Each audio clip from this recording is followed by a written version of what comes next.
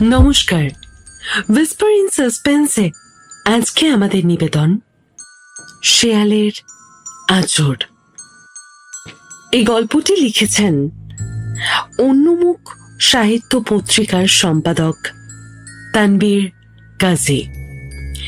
আজকে শুরু হতে চলেছে তানবীর কাজীর লেখা গোয়েন্দা সিরিজ শেয়ালের আঁচড়। গোয়েন্দা সপ্তর্ষি বীরভূমের একটি গ্রামে যান ছুটি কাটাতে, আর তারপরেই ঘটে একটা অঘটন। কিন্তু ঠিক কি হয় সেখানে? আবার কোন রহস্যের ফাঁদে জড়ান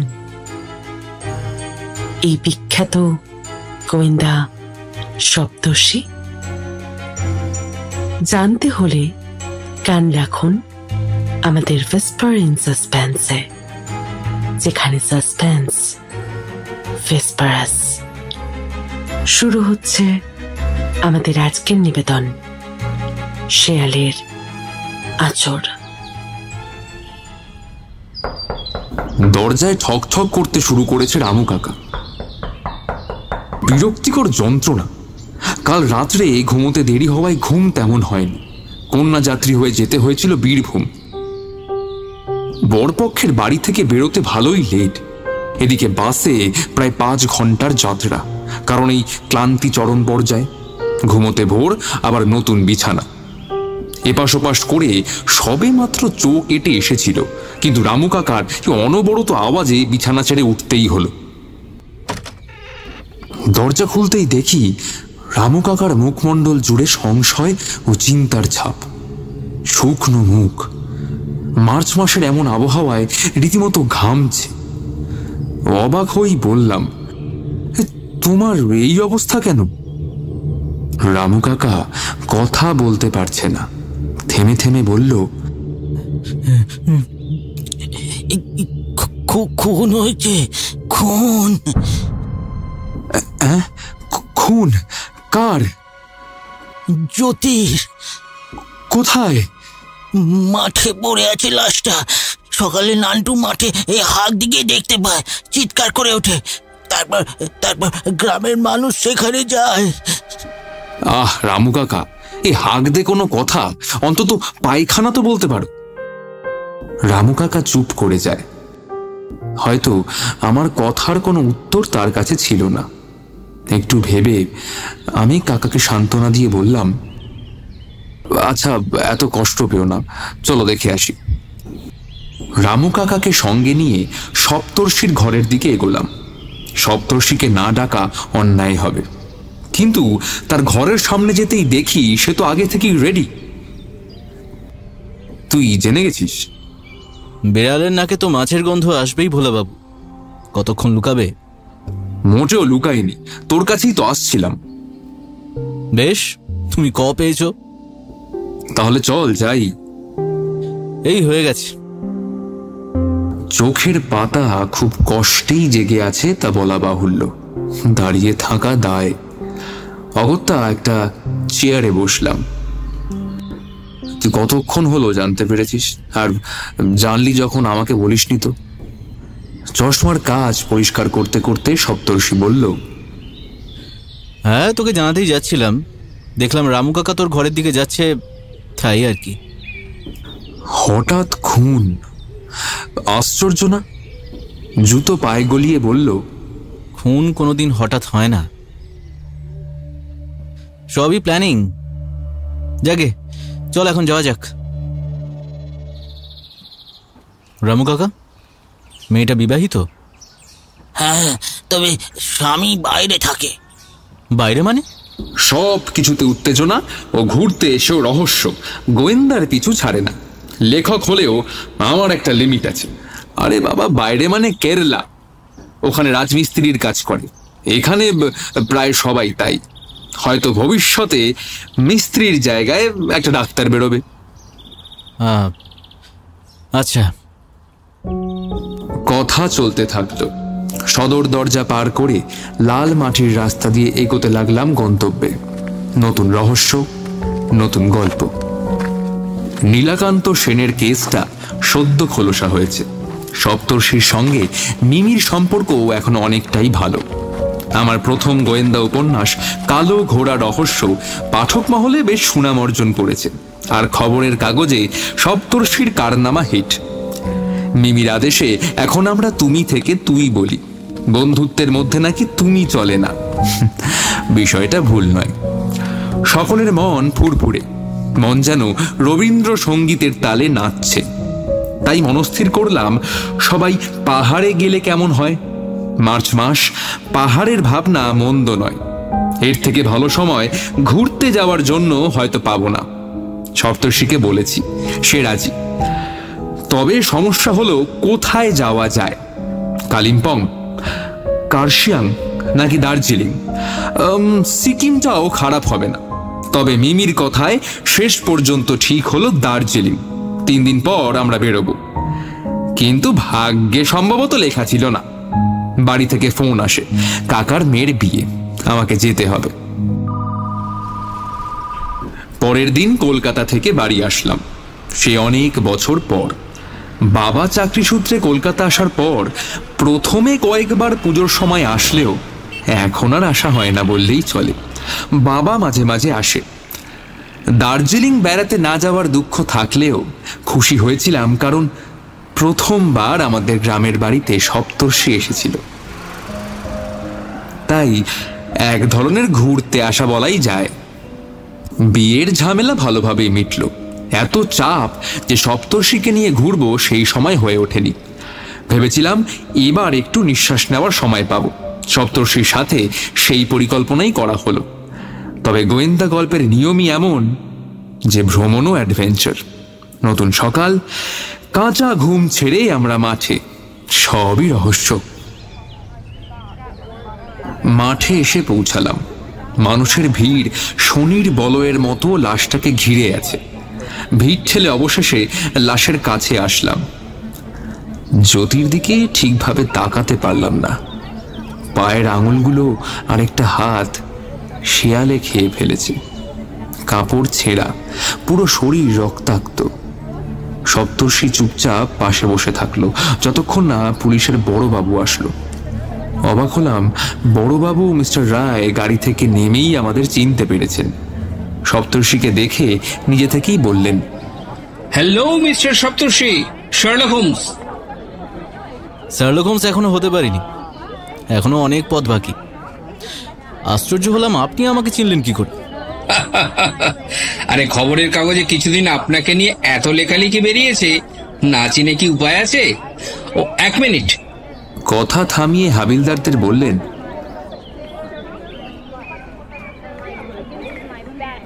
দেহটা তুলতেই সপ্তর্ষি আবার মাটিতে বসে পড়ল। একটা পায়ের ছাপ তার মনে অনেক প্রশ্ন সঞ্চার করেছে। মিস্টার রায়, ফরেন্সিক ডিপার্টমেন্ট থেকে কেউ এসেছে? হ্যাঁ, এসেছে। কোথায়? রহমান সাহেব, রহমান সাহেব, এখানে একটু আসুন। রহমান সাহেব আসতেই সপ্তর্ষি তাকে বললেন, আচ্ছা, এই পায়ের ছাপটা কার? মেয়েটার না অন্য কারো? একটু বলতে হবে। ওকে। রহমান সাহেব গম্ভীরভাবেই উত্তর দিলেন। চেহারা দেখলে কাজের প্রতি কতটা সিরিয়াস বোঝা যায়।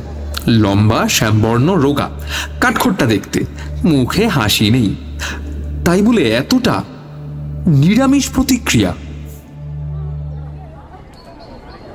কাকি চা দিয়ে গেল। চায়ের কাপ তুলে সপ্তর্ষিকে দিলাম। সপ্তর্ষি কাপ হাতে নিয়ে জানালার কাছে গিয়ে দাঁড়ালো। একভাবে অনেকক্ষণ বাইরের দিকে তাকিয়ে থাকলো। কখনো কখনো চায়ে চুমুক দিল। চা শেষ হলে পকেট থেকে একটা সিগারেট বের করে ধরালো। নীরবতা ভেঙে আমি জিজ্ঞেস করলাম, কিছু বুঝতে পারছিস? রিপোর্ট না আসা পর্যন্ত কিছুই বোঝা যাচ্ছে না। আচ্ছা, ধর্ষণ হতে পারে? নাও হতে পারে। কি করে বলছিস যেখানে শরীরেরই অবস্থা? সে আলো তো করতে পারে। নিচের দিকে তাকিয়েছিলিস? শাড়ির অবস্থা দেখে মনে হলো না যে রেপ হয়েছে। যে খুন করেছে খুব চালাকির সাথেই করেছে। আমার তো মনে হচ্ছে শেয়ালের আক্রমণে মারা গিয়েছে। এটা কি করে বলতে পারিস যেখানে শেয়াল পুরো দেহই ক্ষতবিক্ষত করে দিয়েছে? সিগারেট জানলা দিয়ে বাইরে ফেলে সপ্তর্ষি বিছানায় বসলো। কয়েক সেকেন্ড চুপ করে থেকে বলল, তোর কথা ঠিক হতেই পারে, তবে রহস্যে অনুমান খুব প্রয়োজন। নানুদা বাড়ির বয়স্ক সদস্য, অনেকক্ষণ চুপ করেছিলেন। বয়সে আমাদের থেকে বড় হলেও খুব তাড়াতাড়ি আমাদের বন্ধু হয়ে উঠেছেন। বউ অনেক দিন হলো মারা গিয়েছেন, ছেলের বিয়ে দিয়েছে, এখন তিনি স্বাধীন, নিজের মতন থাকেন। আমাদের আলোচনা শুনে তিনি বলতে শুরু করলেন, মেয়েটার দোষেই মেয়েটা মরল। সপ্তর্ষি প্রশ্নসূচক দৃষ্টিতে নানুদার দিকে তাকিয়ে থাকলো চুপচাপ। তারপর বিছানা ছেড়ে উঠে নানুদার পায়ের কাছে বসে। নানুদা অস্বস্তি বোধ করলেও সপ্তর্ষি দাদাকে শান্ত করে জিজ্ঞেস করে, কেন এমন বলছেন? মেয়েটার কি দোষ ছিল? নানুদা মাথা নিচু করেই বলল, আসলে তুমি তো এদের সম্পর্কে ঠিকভাবে জানো না, তাই লাইনগুলো ঠিক মিলছে না। আপনি ভুল বলেননি, জ্যোতির সম্পর্কে জানা খুব প্রয়োজন। আপনার সাহায্যের দরকার। কেস সলভ না করে কলকাতা আমি যাচ্ছি না। দুটি স্বামী অমলের প্রথম পক্ষের বউ আছে, নাম দিয়া।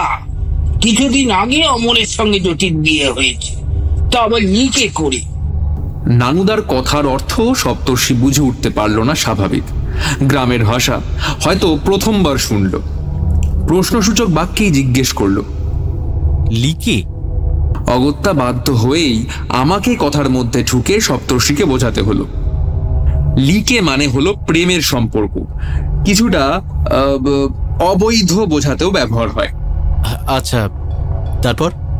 নানুদা রাগান্বিত ভাবে বলতে শুরু করলেন, কি আকিল বলো দেখি, হ্যাঁ?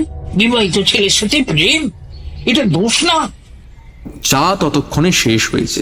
কাপটা টেবিলের ওপরে রেখে সপ্তর্ষি বলল, বিয়ের পর ঝামেলা হয়নি? হয়েছি তো। প্রথম পক্ষের বউ বাপের বাড়ি থাকে, আর জ্যোতি এখানেই থাকত। অমল তো কিরালায়। সবই তো বুঝলাম, কিন্তু জ্যোতি এত রাত্রে কার সাথে দেখা করতে গিয়েছিল? আচ্ছা, অমল কি বাড়ি ফিরেছে? না তো, আসবে কি করি? এলে পুলিশ তো ধরবে। পুলিশ ধরবে মানে? মানে ওই দিয়া তো থানায় অমলের বিরুদ্ধে নির্যাতনের কেস করেছে। দিয়া ডিভোর্স চাইছে, অমল দিচ্ছে না। তাই আমি আর চুপ থাকতে পারলাম না। আচ্ছা, দিয়াকে ডিভোর্স দিলে তো অমলেরই ভালো, জ্যোতির সঙ্গে ভালোভাবে সংসার করতে পারবে, কোনো কিছু টান থাকবে না। তাতে তো অমলের ক্ষতি। দিয়ার বাপের তো অনেক সম্পত্তি আছে, দিয়া একটাই মেয়ে, ডিভোর্স হলেই তো সব শেষ, বুঝলে না? নানুদার কথা শুনে সপ্তর্ষি কোনো কথা বলল না। টেবিলের ওপর থেকে জলের বোতলটা নিয়ে জল খেলো। চারিদিকে একবার তাকিয়ে চিন্তিতভাবে বলল, একটা কাজ করে দিতে পারবেন? কি কাজ বলো? অমলের ফোন নাম্বার বা কেরালাতে ওর সাথে থাকে এমন কারো নম্বর জোগাড় করে দিতে পারবেন? পারবো। বলা শেষ করেই নানুদা ঘর থেকে বেরিয়ে গেলেন। আমি সপ্তর্ষিকে বললাম, এই মোবাইলটা আবিষ্কার হয়ে ভালোই হয়েছে বল। সে তো হয়েছে, কিন্তু জ্বালাটাও বেড়েছে। সপ্তর্ষি এমন উত্তর কেন দিল তা সবার জানা। প্রেমিকার সঙ্গে ফোনে কথা বলা কতটা চাপের যারা প্রেম করে তারাই জানে। আমার অবশ্য এখনো সেই ঝামেলা নেই, যা হবে একদম বিয়ের পর। কিন্তু লেখকদের তো মানুষ অকাল কুষ্মাণ্ড ছাড়া কিছুই ভাবে না, তো মেয়ের বাবারা কেনই বা বিয়ে দেবেন? নানুদা হাজির। সপ্তর্ষিকে ফোন নাম্বারটা দিয়ে ফ্যানের নিচে বসে। সপ্তর্ষি যেহেতু মোবাইল ফোন ব্যবহার করে না, তাই বাড়ির ল্যান্ডফোন থেকেই কল করে। কিছুক্ষণ রিং বাজার পর অপর প্রান্তে একজন অল্প বয়সী ছেলে রিসিভ করে। অনেকক্ষণ ধরেই কথা চলল। আমি ও নানুদা পাশেই চুপচাপ দাঁড়িয়ে থাকলাম। অবশেষে ফোন রাখলে জানতে পারলাম অমল কেরালা থেকে 3 দিন আগেই বাড়ি এসেছে। বেল বাজতেই সুখদেব দাস এসে দরজা খুললেন। তিনি দিয়ার বাবা। আমাদের দিকে তাকিয়ে মস্তিষ্কে অনেক হাতড়েও চিনতে পারলেন না, সেটা বুঝতে পারলাম, না চেনারই কথা। আপনাদের তো ঠিক আমি চিনতে পারলাম না। নমস্কার, আমার নাম বিপ্লব রায়। বন্ধুরা আমায় সপ্তর্ষি বলে ডাকে। কিছু কথা ছিল। কি ব্যাপারে? জ্যোতির খুনের ব্যাপারে। জ্যোতির খুন? কেন, আপনি জানেন না? না, ভিতরে আসুন। বাড়ির মধ্যে প্রবেশ করলাম। বাড়িটা ভালোই বানিয়েছে। এমন শ্বশুর বাড়ি ছেড়ে বোকা না হলে কি কেরালায় গিয়ে পড়ে থাকে? তা দিয়া কতদিন এই বাড়িতে আছে? অমলের দ্বিতীয় বিয়ের পর থেকেই বলতে পারেন। আপনার তো একটাই মেয়ে, বিয়ের পর জামাইকে এখানেই থাকতে বলতে পারতেন। বলেছিলাম আমি, শোনেনি। তারপর তো গত 3 দিন অমল গ্রামে এসেছে। আপনার বাড়ি এসেছিল? ওর সঙ্গে আমাদের কোনো সম্পর্ক নেই। যদি আসে তাহলে সোজা জেলে দেখতে পাবেন। বুঝলাম। সপ্তর্ষি চেয়ার থেকে উঠে একবার বাড়িটার দিকে ভালোভাবে তাকিয়ে বলল, আপনার বাড়ি দেখে তো মনে হচ্ছে আর্থিক অবস্থা খুব একটা খারাপ নয় আপনার। তারপরও একমাত্র মেয়েকে বিয়ে দিলেন একটা কেরালায় কাজ করা ছেলের সাথে। অমলের অবস্থা এমন ছিল না, ওর ব্যবসা ছিল। হঠাৎ করেই লস হওয়াতে এই অবস্থা। আর নোংরামের কথা তো বাদই দিলাম। ব্যবসায় লস হওয়ার পর মানুষ ভাবে কি করে আবার সব ঠিক হয়ে যাবে। বউ থাকতে আর একটা বিয়ে করে, এটা আমি বাপের জন্মে শুনিনি। দেওয়ালে বাঁধানো একটা ছবি সপ্তর্ষির বিশেষ আকর্ষণ হয়ে দাঁড়ালো। অনেকক্ষণ একভাবে তাকিয়ে বলল, মেয়ে কি গ্র্যাজুয়েট? 56 ইঞ্চি বুক করে গর্বের সাথে সুখদেব দাস বললেন, হ্যাঁ, ডোমকল কলেজে। আসলে আপনাকেই জেলে ঢোকানো উচিত। সপ্তর্ষি আরো কিছু বলতে যাবে এমন সময় দিয়া চা নিয়ে ঘরে ঢুকলো। টেবিলের ওপরে কাপ রেখে ঘর থেকে বেরিয়ে যেতে যাবে, সপ্তর্ষি দাঁড়াতে বলে তাকে। আপনার সঙ্গে দেখা করতে এসেছিলাম, একটু কথা ছিল। বলুন। আগে বসুন, এত তাড়া কিসের? দিয়া সামনের সোফায় বসে। সুন্দরী, চোখগুলো খুব আকর্ষণীয়, ফর্সা, এক কথায় গ্রামের রানী বলা যায়। এমন সুন্দর বউ ছেড়ে আবার বিয়ে করলো কোন দুঃখে বোঝা মুশকিল। সত্যিই বোকা। সপ্তর্ষি চায়ের কাপে একবার হাত নিয়ে বলল, জ্যোতি খুন হয়েছে জানেন তো? হ্যাঁ, একজনের কাছে শুনেছি। আপনার তো ভালোই হলো, পথের কাঁটা সরে গেল। আমি অনেক আগেই উপড়ে ফেলেছি সপ্তর্ষি বাবু। অমলের সাথে আমার কোনো সম্পর্ক নেই, রাখতেও চাই না।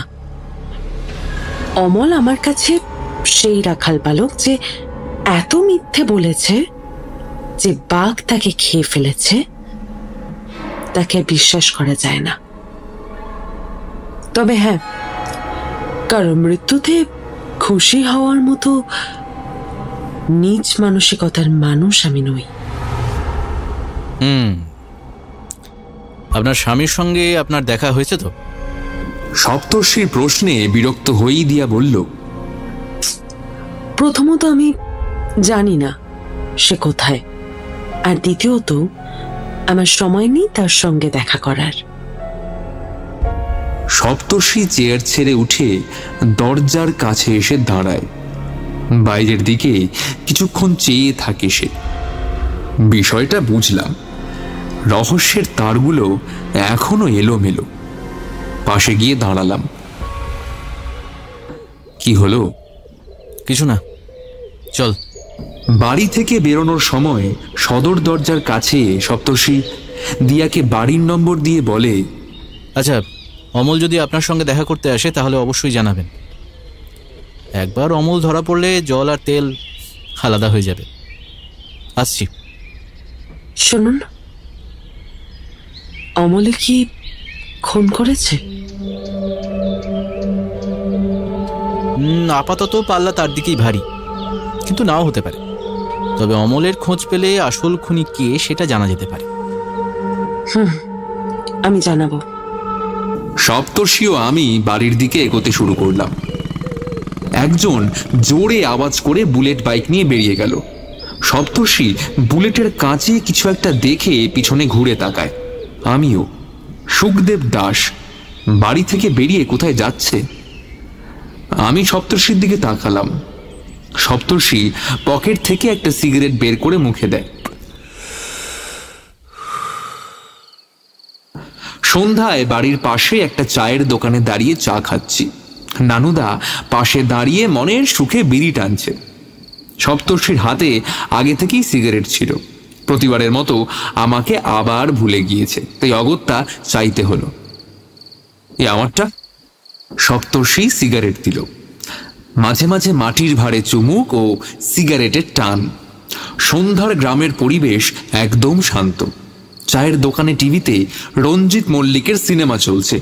প্রচুর মানুষ, খুব কম বাড়িতেই টিভি। সন্ধে হলেই এখানে এক একটা চায়ের দোকান যেন ছোট থিয়েটার। সপ্তর্ষি সিগারেটে টান দিতে গিয়ে থেমে যায়। আমাকে ইশারা করে দক্ষিণের এসটিডি বুথের দিকে দেখতে বলে। সুখদেব দাস। আমি তাকাতে হয়তো বুঝে গিয়েছে, তাই ফোন রেখে ওখান থেকে চলে যায়। নানুদা কিছুই দেখেনি, নিজের মতো করে বিড়ি টানছে। আমি ওইদিকে যেতে যাব, কিন্তু সপ্তর্ষি আটকায়। দাঁড়া। এই কি ব্যাপার বলতো? নজর রাখছে।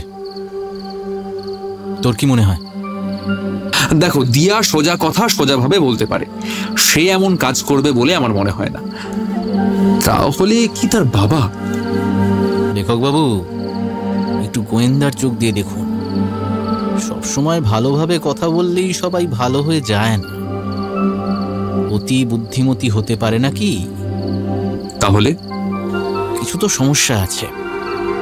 খুনের কথা জিজ্ঞেস করতে যে কেউ ভয় পেয়ে যায়, কিন্তু দিয়ার চোখে সামান্য রিয়াকশন নেই। আর উপরে ফেলে দেওয়ার ব্যাপারটা অনেক কিছু ইঙ্গিত করছে। আমি এই ব্যাপারটা বুঝতে পারছি না। দুটো ইঙ্গিত হতে পারে। এক, অমলকে মেরে ফেলেছে। আর দুই, অমলকে নিয়ে ভাবার সময় তার নেই। আর সেটা তখনই হয় যখন অন্য কেউ জীবনে আসে। শূন্যস্থান পূরণ হয়ে গেলে কেউ অতীত মনে রাখে না। অসাধারণ। এই, আজ তোকে রান্না করে খাওয়াবো। কথা শেষ না হতেই নানুদা বলে, ওই দেখো, জ্যোতির বাবা হেঁটে যাচ্ছে। একজন বয়স্ক মানুষ, পরনে ধুতি, একটা ছেঁড়া জামা, হাতে কাঁঠালের পাতা, ছাগলের জন্য হয়তো। সপ্তর্ষি বলল, চল তো একবার কথা বলে আসি। চায়ের দাম মিটিয়ে একই পথে হাঁটতে লাগলাম। কিছুটা গিয়ে কাছাকাছি আসতেই নানুদা ডাক দেয়, ও কালুদা, কালুদা, এত তারা কিসের গো? দাঁড়াও, একটু কথা আছে। নানুদার কথা শুনে কালুদা দাঁড়িয়ে জিজ্ঞেস করে, কি বলো? আরে, নানুদাকে থামিয়ে সপ্তর্ষি বলল, জ্যোতি আপনার মেয়ে? কালুদা একদম সপ্তর্ষির কাছে এসে বলে, আমার মেয়ে অনেকদিন আগেই মারা গেছে। আপনি হয়তো অন্য কোনো মেয়ের কথা বলছেন যাকে আমি চিনি না। আর কিছু বলবেন? না, ঠিক আছে, আপনি যেতে পারেন। কালুদা চলে যেতেই আমরা বাড়ির দিকে রওনা হলাম। কিছুটা আসতেই গলির মধ্যে পিছন থেকে কেউ একটা আঘাত করে আমাকে। আমি চিৎকার করে মাটিতে পড়ে যাই। নানুদাকেও একজন ধাক্কা দেয়, কিন্তু ওদের উদ্দেশ্য সফল হয়নি। সপ্তর্ষি ক্যারেটে জানায় মোকাবেলা করতে সক্ষম ছিল না। রীতিমতো ভয় পালায় ওরা। নানুদা বয়স্ক মানুষ, পড়ে গিয়ে হালকা রক্ত বেরিয়েছে। আমারও হাতে লেগেছে। গরম জল দিয়ে ব্যথা কমানোর চেষ্টা চলছে এখন। এই কে করলো বলতো? যেই হোক না কেন, আমাদের উপস্থিতি তার পছন্দ নয়। নানুদা রাগে চোখ লাল করে বলে, একবার যদি তার একদিন কি আমার একদিন। সপ্তর্ষি নানুদার কথা শুনে হাসে। চেয়ারে বসে একটা সিগারেট ধরে, এক টান দিয়ে বলে, আচ্ছা নানুদা, কালুদা এমন বললো কেন? তা বলবে না? কারো মেয়ে যদি একটা বিবাহিত ছেলের সাথে পালিয়ে বিয়ে করে, কোন বাবা রাগ করবে না? হ্যাঁ, তো তাই বলে মেয়ের মৃত্যুতেও কষ্ট হবে না? বাবার মন গো, কষ্ট তো হবেই, শুধু প্রকাশ করছে না। তবে এখন চলো, খাবারের কয়েকবার ডাক পড়েছি। হ্যাঁ, সেই ভালো। রাত্রের খাবারের জন্য বাইরে থেকে কাকিমা কয়েকবার ডাক দিয়েছেন। বাড়ির নিয়ম রাত্রের খাবার একসাথে খেতে হবে। বারান্দায় সরল রেখা বরাবর বাড়ির সদস্যরা বাবুর মতো বসে খাবে। এলাহি ব্যাপার, কলকাতাতে ডাইনিং টেবিলে সেটা হয় না। ঘর থেকে বেরোতে যাব, ফোনে রিং বেজে ওঠে। সপ্তর্ষি বলে, আমার ফোন হয়তো, তোরা যা, আমি আসছি। মাথা নাড়িয়ে নানুদা ও আমি খেতে চলে গেলাম। সপ্তর্ষি কল রিসিভ করে। পরের দিন সকালবেলায় ঘুম থেকে উঠে দেখি সপ্তর্ষি ঘরে নেই। ভয় হয়, কোথায় গেল? তাড়াতাড়ি বাইরে বেরিয়ে দেখি বারান্দায় বসার বেঞ্চে ঘুমাচ্ছে। আমার হাসি পেল, ঘর ছেড়ে নাকি বারান্দায়। আমি সপ্তর্ষিকে ডাকতেই ধপাস করে উঠে পড়ে। ও ভোলা, শোন, তাড়াতাড়ি রেডি হয়ে নে, থানা যেতে হবে। আমি কিছু বুঝে ওঠার আগেই সপ্তর্ষি ঘরে ঢুকে গেল। আমিও পিছু নিয়ে ঘরে যাই। এই, তুই বাইরে সারা রাত শুয়েছিলি, গ্রামের লোক কি বলবে? অতিথি বাইরে শুয়ে। সপ্তর্ষি হেসে বলে, আরে গ্রামের লোক দেখলে তো বলবে নাকি? এখন সত্যি সময় নেই, মিস্টার রায় ডাক করেছে। তার আগে নানুদাকে একবার দেখা করতে বলতো। থানায় পৌঁছালাম। মিস্টার রায় আমাদের দেখেই বললেন, আরে আমি তো আপনাদের কাছে যাচ্ছিলাম, আপনারা আবার কষ্ট করতে গেলেন কেন? না না না না, একদম ঠিক আছে। ভাবলাম মর্নিং ওয়াকে যাচ্ছি, তা আপনার সঙ্গে দেখা হয়ে যাবে, দুটোই হবে আর কি। পুলিশের সম্মান পাওয়া স্বপ্নের মতোই। কয়েক বছর আগে পর্যন্ত কি ভেবেছিলাম পুলিশ আমাদের এত সম্মান করবে? একদম ভাবিনি।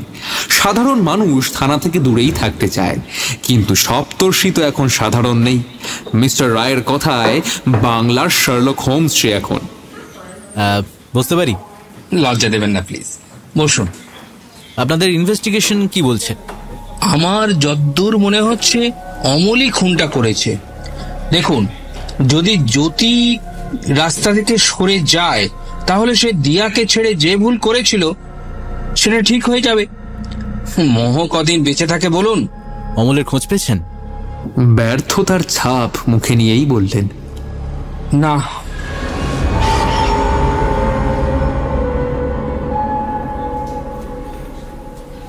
সপ্তর্ষি প্রসঙ্গ পরিবর্তন করে বলল, পোস্টমর্টেম রিপোর্ট এসেছে নিশ্চয়ই? একদম। অঞ্জন, পাশের ঘরের আলমারি থেকে জ্যোতির কেসের ফাইলটা দাও। অঞ্জন? হ্যাঁ, কনস্টেবল, খুব ভালো ছেলে। কোন কলেজে পড়াশোনা করেছে জানেন? ডোমকল কলেজ। তাই তো বলি, দেখেছি কোথায় যেন একটা। মিস্টার রায় কিছু বুঝে ওঠার আগেই অঞ্জন ফাইল নিয়ে ঘরে আসে। ততক্ষণে চাও চলে এসেছে। স্বভাবত আমার তেমন কাজ না থাকায় চায়ের কাপ হাতে নিতেই বেশি প্রয়োজন বোধ করলাম। সপ্তর্ষি ফাইল দেখতে লাগলো। মিস্টার রায় চায় বিস্কুট ডুবিয়ে এক কামড় দিয়ে বললেন, দেখুন দেখুন, পশুর নখ জাতীয় কোনো অস্ত্র দিয়ে গলাটা কাটা হয়েছে, যাতে কেসটা অন্যদিকে ঘোরানো যায়। মর্মান্তিক। ফাইল টেবিলের ওপর রেখে সপ্তর্ষি বলল, সে আমিও জানি, পায়ের ছাপের ব্যাপারটা দেখার ছিল। আজকে পরিষ্কার হলো, সেখানে একজন নয়, দুজন ছিল, পুরুষ ও মহিলা। দুজনের উপস্থিতি লক্ষণীয়। খেলা জমে উঠেছে মিস্টার রায়। অমল আজ রাত্রে আমার সাথে দেখা করতে চেয়েছে। গল্পের ক্লাইম্যাক্স বেশি দূরে নয়। এ কি, এখনো সাবস্ক্রাইব করেননি? এখনো সাবস্ক্রাইব না করে থাকলে কিন্তু পস্তাবেন। মিস্টার রায়ের বিস্কুট চায়ের কাপে পড়ে যায়। কি বলছেন সপ্তর্ষি বাবু? ঠিক শুনেছেন, বাবুদের আমবাগানে। শুধু আপনাকে একটা কাজ করতে হবে। বলুন বলুন। সপ্তর্ষি বলতে গিয়ে থেমে যায়। মিস্টার রায়ের অনুমতি নিয়ে অঞ্জনকে বাইরে যেতে বলে সে। অঞ্জন চলে গেলে সপ্তর্ষি বলতে শুরু করে গল্পে তার ভূমিকা কি। সন্ধ্যা, অমাবস্যার মতো ঘুটঘুটে অন্ধকার। ব্যাগ থেকে টর্চ বের করে ঘড়িতে দেখলাম রাত 9টা বাজছে। এত দেরি! ঝিঝি পোকার আওয়াজের মাঝে আমরা দুজন অপেক্ষা করছি। অমলকে আরো আগে ডাকলে কি হতো কে জানে। সপ্তর্ষি, এই কখন আসবে? বসে থাক, সব বুঝতে পারবি। নিঃশব্দে বসে থাকলাম দুজনে। আরো 1 ঘন্টা মতো অতিক্রান্ত হয়ে গেল। কোথাও কোনো আওয়াজ নেই, পরিবেশ যেন গুম মেরে আছে। এই ওখানে অমল না? যত সময় এগোচ্ছে মনের মধ্যে উত্তেজনা আরো বাড়ছে। দিয়া এখানে কি করছে? পিছনে কে? সপ্তর্ষির দিকে তাকিয়ে বললাম, অঞ্জন। সপ্তর্ষি আমার কথা শুনে যুদ্ধ জয়ের হাসি নিয়ে ইশারায় হ্যাঁ বলল। তাহলে কি দিয়া জ্যোতিকে হত্যা করেছে, আর এখন অমলকে? প্রচুর জিজ্ঞাসা, উত্তরের অপেক্ষায় এখনো দূরেই লুকিয়ে আছি। দিয়া ও অঞ্জন অন্ধকারে চুপি চুপি অমলের দিকে এগিয়ে আসছে, হাতে লোহার রড। সপ্তর্ষি একভাবে তাদের দিকে তাকিয়ে আছে, আর আমি কখনো দিয়ার দিকে কখনো অমলের দিকে তাকাচ্ছি। অকস্মাৎ আমি চমকে গেলাম। অমলের পিছনে ওটা কে? সময় নষ্ট না করে সেকেন্ড বরাবর সপ্তর্ষিকে বললাম, অমলের কাছে কেউ আছে? সপ্তর্ষি অবাক হয়। অমলের তো একা থাকার কথা। তাকিয়ে দেখে কেউ একজন পিছন থেকে ধারালো কিছু দিয়ে আঘাত করতে যাচ্ছে। সপ্তর্ষি চিৎকার করে তার চোখে টর্চ মারে। আলোর জন্য দেখতে না পেয়ে অমলকে আঘাত করতে পারে না। অবস্থা দেখে দিয়া ও অর্জুন পালাতে যায়, বৃথা চেষ্টা। চারিদিকে গাছের আড়াল থেকে আলো জ্বলে ওঠে। পুলিশ ঘিরে ফেলেছে। সপ্তর্ষি তাড়াতাড়ি অমলের কাছে যায়। এ কি? জ্যোতির বাবা! অমল শক্ত করে ধরে আছে। তাহলে দিয়া এখানে কি করছে? সপ্তর্ষি আমার দিকে তাকিয়ে হাসছে। আমাকে বিস্তারিত কিছুই বলেনি, কেমন যেন অসহায় মনে হল। ব্যাস হয়েছে, আর হাসতে হবে না, এবার খুলে বলো তো। আমি তো বলবোই, তবে দিয়া দেবী বলুক তিনি এখানে কেন এসেছিলেন। হ্যাঁ মিস্টার রায়, মন দিয়ে শুনবেন কিন্তু। দিয়া কিছুক্ষণ চুপ করে থেকে বলতে শুরু করলো। হ্যাঁ, আমি সেদিন রাত্রে যখন জানতে পারি অমল গ্রামে এসেছে, জ্যোতিকে দেখা করার জন্য মাঠে ডেকেছে, আমি অঞ্জনকে নিয়ে সেখানে গিয়েছিলাম। তবে বিশ্বাস করুন, আমি খুনটা করিনি। আমরা যাওয়ার আগে জ্যোতিকে মেরে ফেলা হয়েছিল। আমরা ভয় পেয়ে তৎক্ষণাৎ বাড়ি চলে আসি। এছাড়া আমি কিছুই জানি না।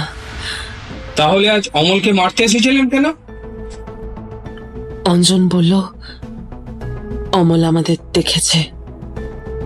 যদি দুজনের নাম করে তাহলে প্রমাণ করার থাকবে না যে আমরা খুনটা করিনি।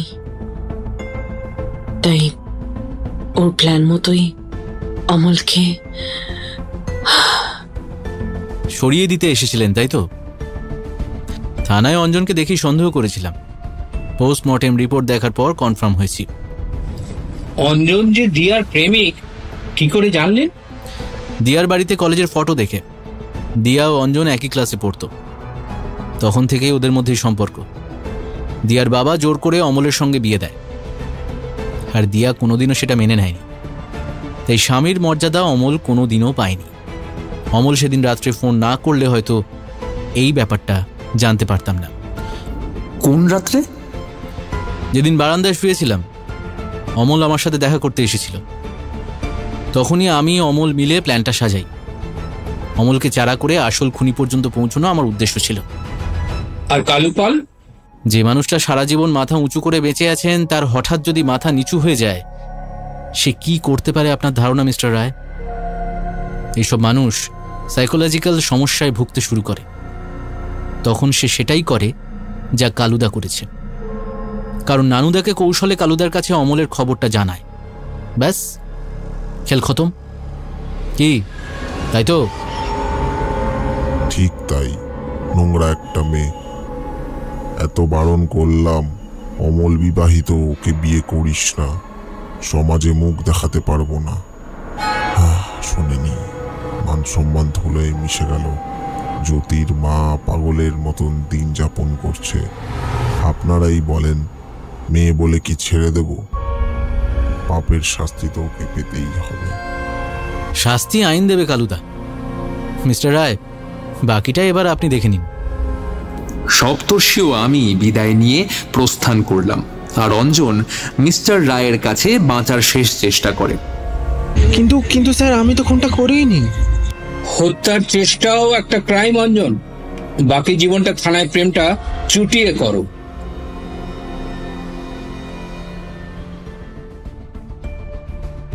বাড়িতে ফিরতেই রামু কাকা চা দিয়ে গেল। ক্লান্ত শরীরে চায়ে চুমুক দিয়ে বললাম, এই তুই কি আগে থেকেই জানতে পেরেছিলি যে কালুদাই খুন করেছে? নানুদা বিশ্বাসই করতে পারছে না যে কালু পাল নিজের মেয়েকে হত্যা করেছে। সপ্তর্ষি আমার দিকে ইশারায় নানুদার চেহারা দেখে হাসি মুখে সিগারেট হাতে নিয়ে বলল, সন্দেহ দিয়াও কালুদা দুজনের উপরই ছিল, কিন্তু খুনটা কে করেছে সেটা যথাযথভাবে জানতাম না। আজকের মতন গল্পের আসর এখানে শেষ। তবে পরবর্তী গল্পের জন্য আমাদের বেল আইকন ক্লিক করে রাখুন।